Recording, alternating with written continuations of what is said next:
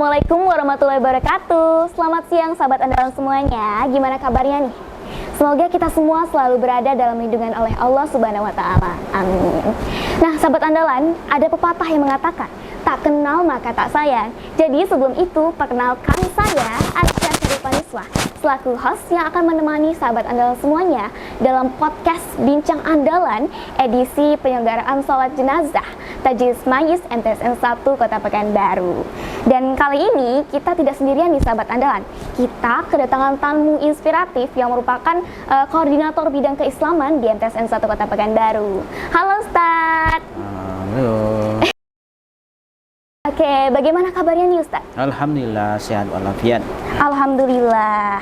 Senang banget ya kali ini kita bisa bincang-bincang santai dengan Ustadz Hamim selaku koordinator bidang keislaman yang mentaja kegiatan penyelenggaraan sholat jenazah ini.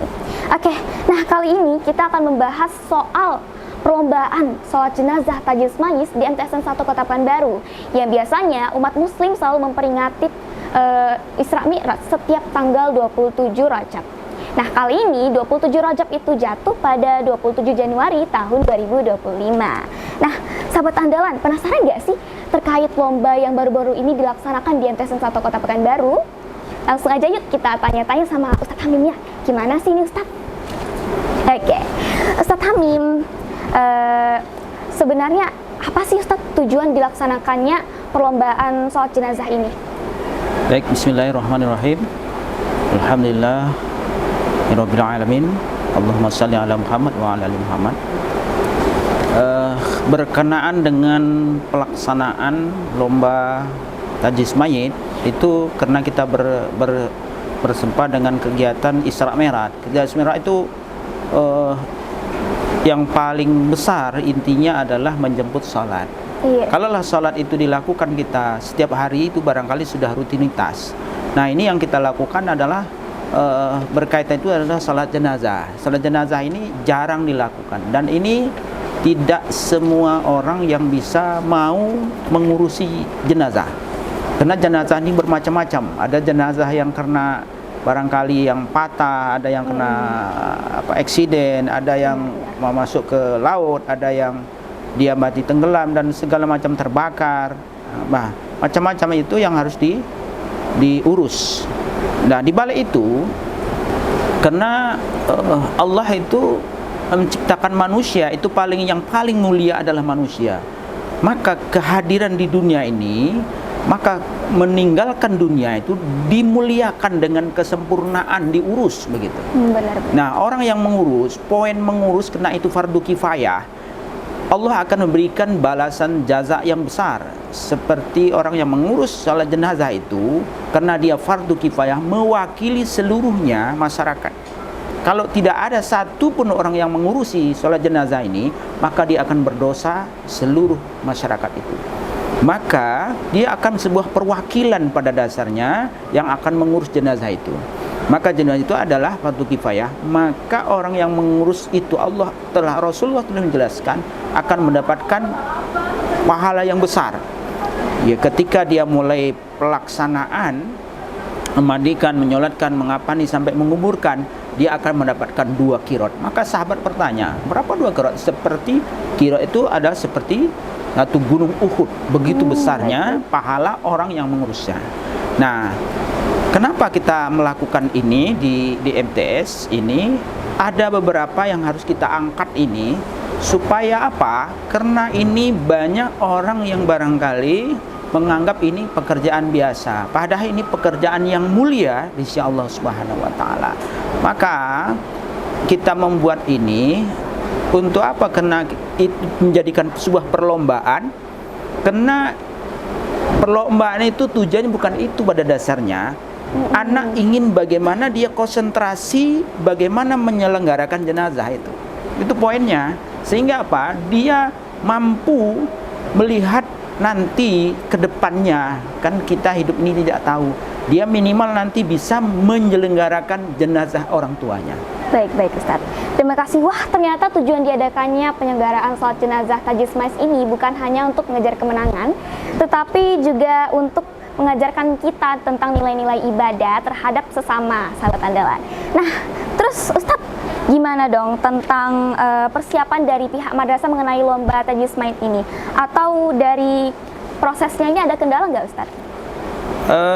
Sejauh ini kita bagaimana men-setting kegiatan ini, sebulan 2 bulan itu sudah berpikir apa yang perlu kita angkat poin tentang untuk kegiatan Isra Mi'raj. Itu sudah kita pikirkan dulu, bukan langsung jadi. Maka kita pikirkan apa yang lebih bermanfaat daripada sekian-sekian yang bermanfaat. Maka kita pilih itu karena dengan adanya itu anak-anak kita belajar itu, pertama dia akan belajar kekompakan di situ, karena dia akan menyelenggarakan jenazah itu menyelenggarakan kekompakan, tidak bisa satu-satu, maka ada yang megang tali, ada yang pegang sini, semuanya kan ikut andil, kompak dia. Kemudian di situ ada pembelajarannya, apalagi dia nanti ketika menyelesaikan jenazah tidak boleh membicarakan aib seseorang yang telah meninggal. Maka dia akan ditutup rapat itu, maka tidak boleh diceritakan. Nah, itu belajar dia. Kemudian dengan belajar itu, apalagi di situ ada nilai-nilai yang sakral yang harus dia lakukan. Dia walaupun dia barangkali ada cacat dan segala macamnya, itu harus ditutup, tidak boleh dibuka.